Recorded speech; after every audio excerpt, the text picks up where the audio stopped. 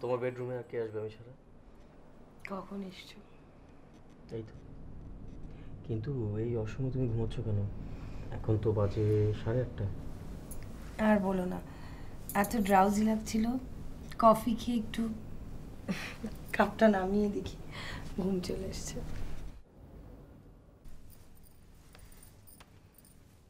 খুব ভালো করেছো। শুনো, আজকে সারা রাত গল্প করব। আজ সারা রাত আমরা গল্প করে কাটাবো? তাহলে কাল অফিস করবে কে? অফিস টফিস বাদ দাও, অফিসে গিয়ে ঘুমাবে। শোনো, আমি যেখানে কাজ করি সেটা একটা প্রাইভেট ফার্ম, তার উপর আবার মাল্টি ন্যাশনাল। সেখানে ফাঁকি দেওয়ার কোনো রকম কায়দা নেই। আমি এত কথা জানি না, আমি সারা রাত বারান্দায় গিয়ে বসবো, তুমি চাইলে আসতে পারো। আজকে ফুল মুন। তাই নাকি? কিন্তু আমার ঘরেই তো ফুলমুন, বারান্দায় দাঁড়িয়ে ফুলমুন দেখার দরকারটা কি?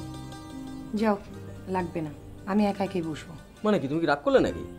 না, খুব খুশি হচ্ছি। কিন্তু এই তো রাগ করেছো তুমি। বললাম না খুব খুশি হচ্ছি। আচ্ছা ঠিক আছে বাবা, রাগ করতে হবে না, আমি ফ্রেশ হয়ে নেই, দেন আমি আসছি। ওকে? ওকে।